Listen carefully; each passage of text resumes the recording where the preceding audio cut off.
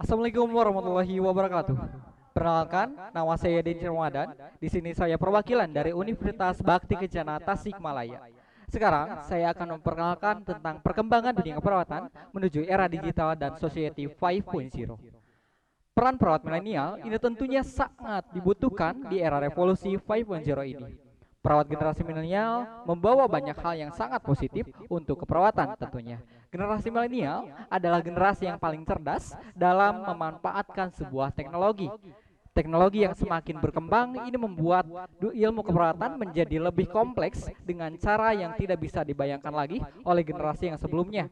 Saat ini, kewajiban perawat ini tidak hanya memberikan asuhan keperawatan secara optimal saja, tetapi juga bagaimana menjadi inovator ataupun juga pelopor yang hebat.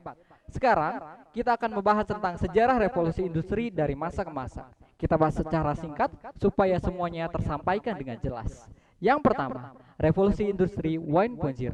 Pada revolusi industri 1.0 ini terjadi pada abad ke-18. Pada masa itu, semua tenaga berasal dari otot, kekuatan, air, ataupun juga angin. Kemudian, ada salah satu ilmuwan dunia bernama James Watt yang menemukan sebuah mesin uap. Penemuan James Watt ini mulai merubah produktivitas menjadi meningkat dan cepat tentunya. Yang kedua, revolusi industri 2.0. Pada akhir tahun 1800-an, mulai diperkenalkannya mesin dengan tenaga listrik ataupun juga minyak. Tentunya, produktivitas juga semakin efisien daripada revolusi sebelumnya. Yang ketiga, revolusi industri 3.0. Pada intinya, revolusi 3.0 ini terjadi ketika zaman analog berubah menjadi zaman digital. Pada bidang kesehatan, revolusi industri 3.0 ini mulai ditemukannya alat paju jantung, CT scan, dan juga MRI. Revolusi 3.0 ini juga sering menjadi ancaman dari beberapa profesi karena dikhawatirkannya profesi tersebut akan segera digantikan oleh sebuah mesin sepenuhnya. Yang keempat, revolusi industri 4.0.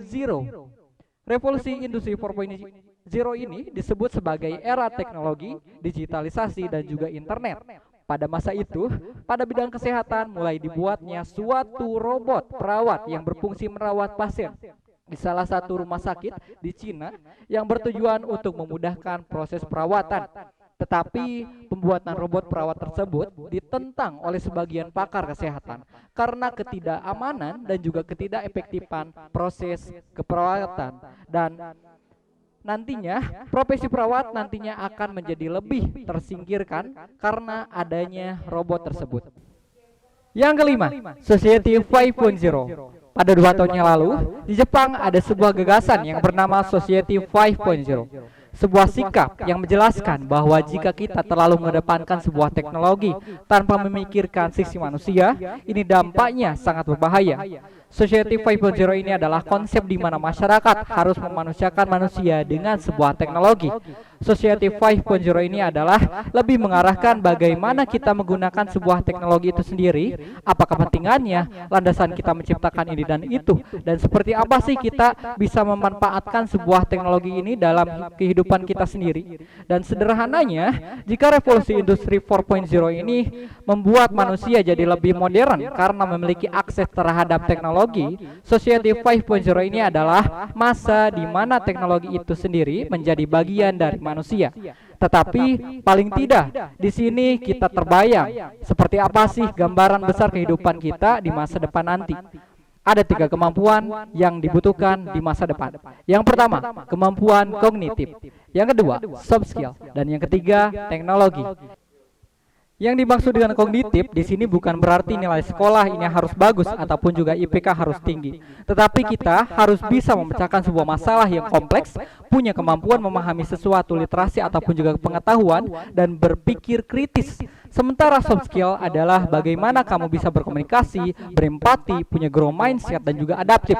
Singkatnya, jika profesi kita tidak ingin digantikan oleh sebuah teknologi, maka asah lagi kemampuan kognitif, soft skill, dan juga teknologi dari kita masing-masing, mulai dari sekarang tentunya. Masa depanmu ada pada dalam diri kamu sendiri. Terima kasih. Assalamualaikum warahmatullahi wabarakatuh.